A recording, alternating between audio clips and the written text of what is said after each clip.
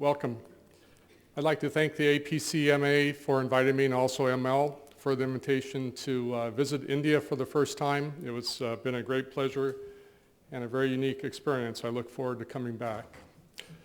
So I'm going to speak quickly about the global perspective about corrugated packaging and where we are today, state of the world, sort of a perspective, then focus in on the next few years of what we can expect in the corrugated packaging industry on a regional basis and also on a worldwide basis.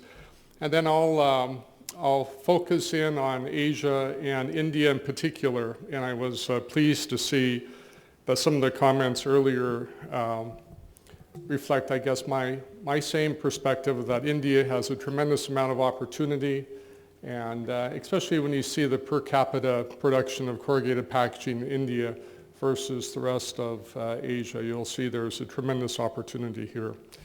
And before I begin, I'm guessing there are quite a few people who haven't been introduced to the International Corrugated Case Association before, or HICCA. It was formed in 1961 by Roger Stone and Michael Smurfit from both the Europe and the North America continents. It's currently 52 years old, and it represents the corrugated industry on a global basis. I'm very fortunate. It's based in Chicago, and it promotes the use of corrugated packaging and addresses industry issues on a worldwide basis. It also serves a global corrugated community by collecting and publishing global statistics by country, by major regional area. We also publish an annual 5-year forecast that's available to members of HICCA. We also hold a biannual global summit, and the recent Global Packaging Summit was held in Paris, France in May. And we had several members from India join us at that time. And of course, this wouldn't be complete if I didn't mention the next Global Summit in 2015. And we'll be deciding here in the next few weeks whether it's in Taipei or in China. So having said that, let me talk about the economic challenges affecting our industry. And as you all know, despite the economic challenges, the corrugated packaging industry continues to grow. It's growing especially in markets like Southeast Asia, Eastern Europe, and Latin America. Those are the markets that I consider are high growth markets, and they've been growing significantly the last several years. We've taken a dip, as you'll see in a few slides last year, but I also expect the markets here to continue growing, especially in Asia and China and India. You'll see that here shortly. And as you can see at the bottom of this slide, I have China and India circled, but that's primarily because of the significant growth. And now India, as you'll see, is the 5th largest corrugated producer in the world. And the numbers that you'll see in a few slides are based on millions of square meters, and that's the common way that we measure the production of corrugated boxes. We just felt that measuring basis weight would not, or tonnage would not be an equal measurement across the various countries, so we use millions of square meters. The economic difficulties continue to present challenges to our industry, whether it's in the U.S. with the slow, steady growth. European sovereign debt is still an issue that has not been resolved.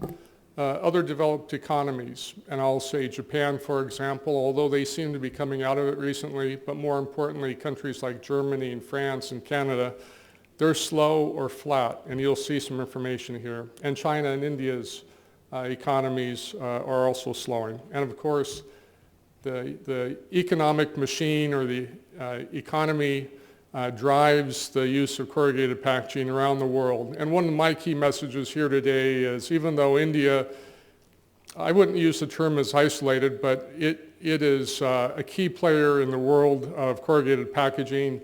And your customers, whether they're Pepsi-Cola or Glaxo Pharma or any of the major global companies, how they do in the US, in Europe, in Asia, also affect the corrugated industry here in India. There's a direct correlation.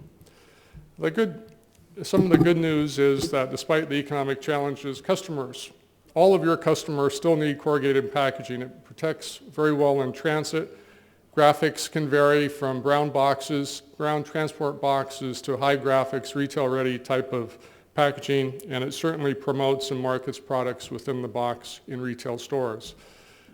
In my opinion, and I'm very biased towards corrugated packaging, and actually I must say all forms of paper usage and paper packaging, corrugated remains the packaging of choice worldwide. It's a great value for its money.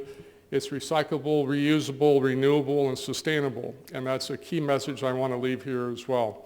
For example, in the U.S., the industry recycles up to 90% of the corrugated packaging.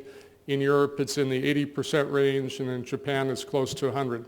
So there's big opportunity to renew the use of OCC, and obviously India uses a lot of OCC and generates recycled linerboard medium. It certainly has, in my opinion, competitive advantages over plastic containers, and the industry in particular has a very strong value proposition. Those are kind of the key messages. So let's take a quick look at the global world of corrugated packaging, and then I'll hone in on a brief forecast for the next 5 years from 2011 to 2016, and we'll end the discussion focusing on Asia and India in particular. So you'll see some comments in here about about China and India, of course. But China is by far the largest corrugating region in size and growth. It's been one of the industries that the Chinese government has emphasized with very low interest rates and very, very available financing. But also countries like India and South Korea and Southeast Asia are also enjoying high growth. Japan, the last few years has been flat or negative, but as you'll see in 2012, they actually eked out a 1% growth rate. Europe, on the other hand, is flat, but you have pockets of success there. All of Eastern Europe is growing significantly. Western Europe, as you'll see, the major economies, whether it's Spain, Italy, Greece, Portugal, who else? The UK and France, they have negative growth last year, and most likely you will have negative growth this year. And North America, where I'm from, the U.S. has slow, steady growth. Mexico is a real bright area in Latin America. It's growing about 5% on an annualized basis, both on a GDP basis as well as corrugated growth. And Canada is a commodity-oriented economy, much like Australia, Brazil, and a few other countries, but they have a negative growth rate there. Here we have the major corrugated regions around the world in 2012. Again, these are based on millions of square meters. Asia represents almost half of the corrugated production around the world. Europe is about half of that, and North America, which includes Canada and Mexico, is even less than that. Central and South America was impacted by the U.S. financial crisis and continues to be impacted, but they're turning around. Australia and New Zealand, they're not doing so badly, and you can see overall that there's about a 3.5% growth rate worldwide.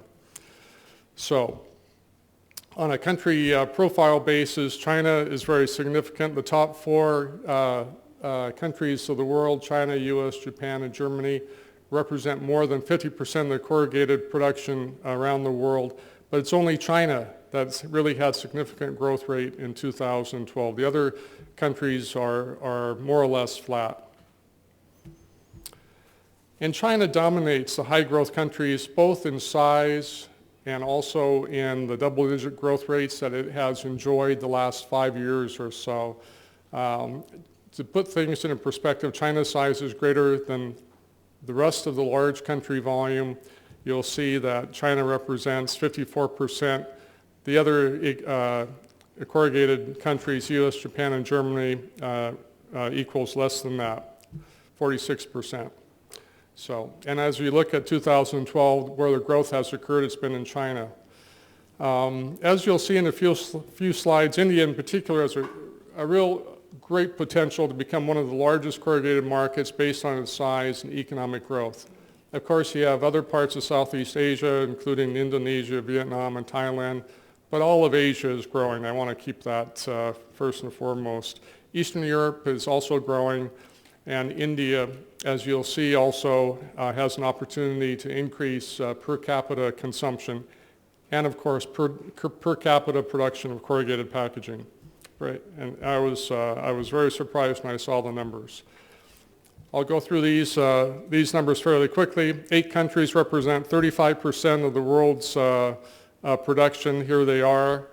Many of these countries will not be on the growth chart for 2011 and 2012. Germany, US, and Japan are on there, but France, Italy, Spain, and UK certainly are not. And as you look at the top 15 countries, 80% of the world's corrugated production are produced within these 15 countries. You can see China and India. India is number 5 in worldwide production, followed very closely by Brazil. And depending on how the economies evolve the next couple of years, I believe India and Brazil will be battling for that number 5 position. So here's an outlook for corrugated packaging. And really one of the key messages here is there's a long-term shift from the developed countries of North America, Europe, and Japan to the emerging countries like India, China, and Central and South America, for example. And that shift in corrugated production follows the global manufacturing shift that's been underway for the last 20 years or so. And in general, corrugated growth will underperform in the developed world and overperform in the emerging markets. And this is especially true on the industrial production side, especially in India, where the correlation of corrugated growth is greater than industrial production. Here you see a 2013 forecast, and I must say that this was done in the second half of 2012. And I would say that the 2013 forecast for Europe, for example, will probably look more like it did in 2012. The Europeans are having extreme difficulty selling boxes. The people are experiencing high unemployment rates. In Spain, for example, just hit 27% official unemployment. That's hitting the young people and the elderly very hard in Spain. Europe is averaging 12% unemployment, with the greatest unemployment being in Italy, Greece, Spain, and Portugal. So, and here you can see China growing on the industrial production side, and the rest of Asia also growing very nicely. So, continuing the trends here, the emerging markets, even though they've been slowing the last year to 18 months, these markets will benefit from higher industrial production growth, which in turn impacts positively the demand for corrugated packaging. I guess part of the good news here is that corrugated packaging will continue to grow globally in all of the major corrugated regions of the world. And that's a key statement, because a lot of the New York financial analysts are very concerned that even with the slow growth in the U.S., that growth in the U.S. and even in Europe, for example, not only slowing but decreasing. But the truth of the matter is that corrugated packaging on a square footage basis is actually growing. So here's a trend for 2013 and 14. Again, I would say, as you can see, the Europe number of 1.7% is probably on the optimistic side for this year, unless their sovereign debt and banking crises are resolved. And it's really a Southern European issue more so than the Northern Europeans. China and the rest of Asia will continue to grow very nicely. And we're looking at a reduced volume in 2013, but it's still growing at a nice 3.3% with some pockets of success in there. China, as you can see, in 2012, and actually for the last 5 to 7 years have been growing at a double-digit rate. So as an economy and also as a corrugated packaging industry, there's downtime occurring. There's tremendous downward pricing pressure in China, and I wouldn't frankly be surprised to see Chinese paper show up on your shores throughout Southeast Asia. I've certainly seen and heard of it in the Middle East because of the supply chain logistics. It's very inexpensive for them to be able to ship paper to the Middle East, for example. So, the top 15 countries produced 90% of the incremental growth from 2012 to 2016. The emerging markets in Asia are led by China and India. Even though the developed countries have slow growth, worldwide growth continues. And here is a look at the incremental forecast. We tend to look at 5-year horizons. The study that we produce tends to be used for strategic planning and locating packaging plants and mills and capital projects by our various members around the world. And as you can see, China still is being forecast to grow very significantly in the next 5 years. But India is also experiencing that growth.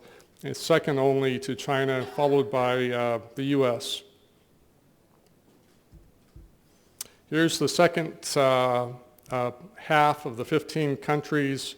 Mexico has had a very good economic success the last few years, and they're growing and continuing to grow on an annualized basis. You can also see other countries in Southeast Asia in there, including Russia, which is new, and the Philippines. Who you don't see, again, you don't see France, you don't see Spain, you don't see the UK, and you don't see Italy, for example. Those, if you add Germany, those 5 countries are the 5 largest markets in Europe, but they're not expected to grow significantly, at least not in the top 15 ranking here in the next 5 years. So that was a look at the global perspective, which is, I think, fairly optimistic. And even if the rates were in half, they would still show a very positive growth in the world for corrugated packaging.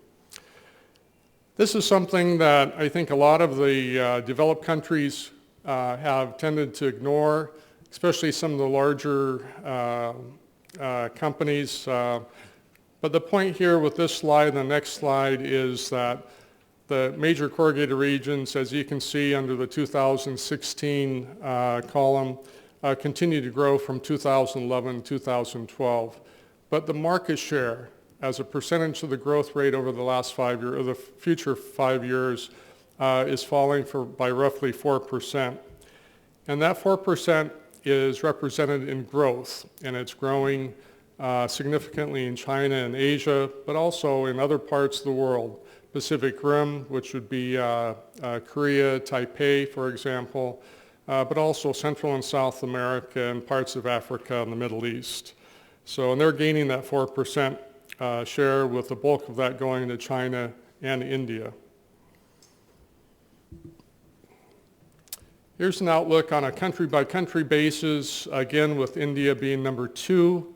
Again, this is on a square meter basis, not on a tonnage basis, but on a per annual growth rate of 8.8%. I believe the growth rate is more significant in the outer years, really from the forecasted recovery from the current economic cycle we're in. And by the way, this isn't HICCA forecasting the economy. This is using the Federal Reserve in the U.S., European Common Bank in Europe, the ex-import bank that finances a lot of exports. So and we also interviewed well over 100 people around the world that provided input for this information. But the point here is that growth will continue. We have certain countries in Asia that are growing very nicely, but because of the size, China, India, and Indonesia, for example, are probably the 3 largest growth areas with some significant growth rates expected through 2016. Here's a slide that I was talking about earlier, and it identifies the per capita production of corrugated board. And this is For 2011, which was the last year that we had the full actual statistics from around the world, you can see here that I've circled India as compared to China, Indonesia, Thailand, and the average of Asia. And what this says is India in 2011, and for the most part 2012, had a million square meter per capita consumption of 5 million board square meters, if I'm saying that correctly. And it's expected to grow to 7 million square meters by 2016.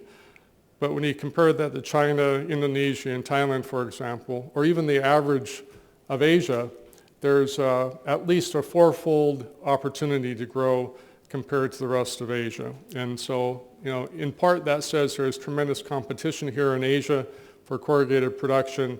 It also says that as a country, you need fiber, you need mills, you need box plants, you need supply chain logistics to be able to enable that growth to occur on the economic side as well as on the corrugated packaging side. And that's the good news. So, in summary, Asia's economies and corrugated growth, the volume market share is forecast to continue growing faster than the rest of the world.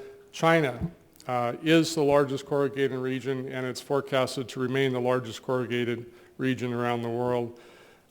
India's corrugated production growth rate for the 5 years from between 2011 and 2016 is expected higher than China, but as we saw in that earlier slide, you still have a ways to go to catch up, a long ways to go to catch up with China. Tremendous opportunity here, though. Again, on a per capita basis, one of the good news items here is that global corrugated volume will continue growing, and that's very important in terms of pricing, demand, whether you're a machine equipment supplier to the corrugated or paper industry, or you're selling boxes. You need that market growth rate for pricing and margin improvement. And lastly, corrugated boxes remain an excellent value, and they continue to be, in my opinion, the packaging of choice, whether it's in India or anywhere else around the world. Thank you.